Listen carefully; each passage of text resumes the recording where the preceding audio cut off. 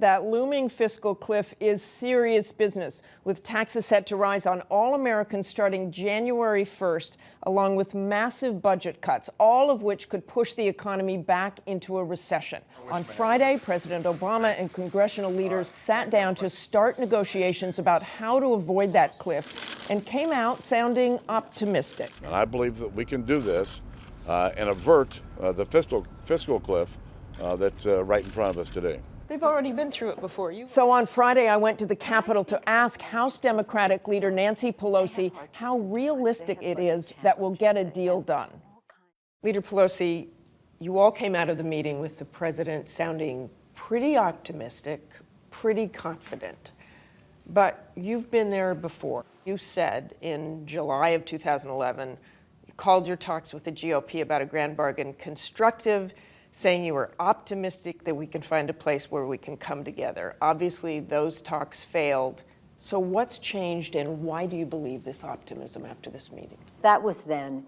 This is now. The urgency is so much greater. So I'm optimistic because I think it's very clear the American people expect and deserve and want to see us get this job done. Did anything that Speaker Boehner said make you optimistic?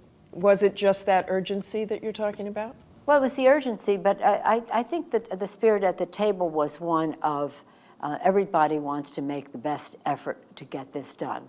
Hopefully that is possible. Hopefully it is possible by the middle of December, so the confidence of the markets and most importantly the confidence of the consumers returns to infuse our economy with demand, which creates jobs. You said afterwards there would be these milestones of success. How will that work? What are the goals? Are there interim goals? Well, my suggestion was that we, at some point, not necessarily today, decide on what our goal is in terms of the amount of deficit reduction that we can achieve, a date by which we'd like to do it, the middle of December, so this doesn't take us up to Christmas, some milestones along the way so that progress can be demonstrated that we're moving in a forward direction. I spoke to Senator Michael Bennet of Colorado earlier this week at the Atlantic Ideas Festival, and he said this really comes down to Speaker Boehner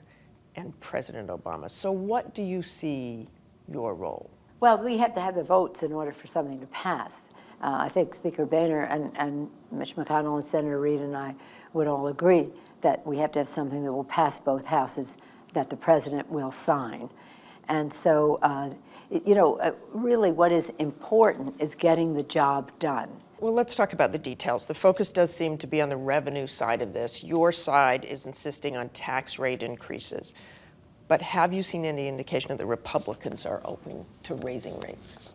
Well, they have said that they know that revenue has to be on the table. And that is why I have said when we talk about revenue, what are we talking about? Are we talking about closing loopholes? Are we talking about raising rates? Are we talking about both? And they're talking about entitlement restructuring. What does that mean? If that means harming beneficiaries, I don't think that that's such a good idea. Could you accept a deal that does not include tax rate increases for the wealthy? We've seen talk about a possible compromise that would leave rates the same but cap deductions for high-income earners. Is that something that's acceptable? No. Not at all? No way? Well, no. I mean, the president made it very clear in his campaign that there are not enough resources. What you just described is a formula and a blueprint for hampering our future. You cannot go forward. You have to cut some investments. If you cut too many, you're hampering growth, you're hampering our education, our investments for the future. So just to close loopholes is far too little money. And it could be, they have said they want it to be revenue neutral. If it's going to bring in revenue, the president has been very clear that the higher income people have to pay their fair share. I know you're optimistic about this and confident this will happen, but last week on the show with George Stephanopoulos, Senator Patty Murray said she thought if you don't have a deal by December 31st, we should just fall into the fiscal cliff, fall off the fiscal cliff. We have to make sure that the wealthiest Americans pay their fair share. If the Republicans will not agree with that, we will reach a point at the end of this year where all the tax cuts expire and we'll start over next year. Do you agree with that? Well, I think she was stating a fact. If we don't have a deal by December 31st, we will go over the fiscal cliff. If you don't get a deal, are you willing to just walk away? Well, I want a deal. I want an agreement. I know you want a deal, I want an but would agreement. you be willing to just say, if we don't get what we want, this I don't thing's think just that's, going over the cliff? in my view, as one with the seat at the table, I don't think it's my role to go to the table with the threat. I think it's my role to go to the table with some ideas, to be receptive to what we can come to agreement on. I'm not criticizing statements others make, but what I am saying is that there's too much at risk.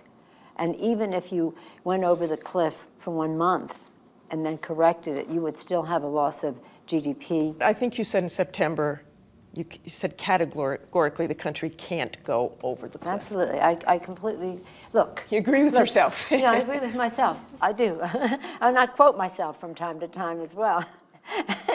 And here's the thing. We're all grown-ups. I mean, we talk about maturity and age. We're all grown-ups. We have a responsibility to the American people. The elements for an agreement are there. Time is of the essence. The quicker we do it, the more confidence we instill, the better it is for the economy and for the American people. Just finally, you seem genuinely taken aback and almost upset the other day in your press conference when you were asked if it was time for younger leadership. Let's for a moment honor it as a legitimate question. Although it's quite offensive, but you don't realize that, I guess. I said I quote myself, and I do, but I did not agree with the characterization you just gave. I was amused. I was surprised at the response of my colleagues because they just were very offended by Not you at all. Well, for me, I laughed because I thought, oh, they don't know what questions I have to be subjected to here all the time. For me, this is a matter of course. But my colleagues, the women, we had 60 women gathered up there, and if you ever wanted to ask that question, you should save it for another day.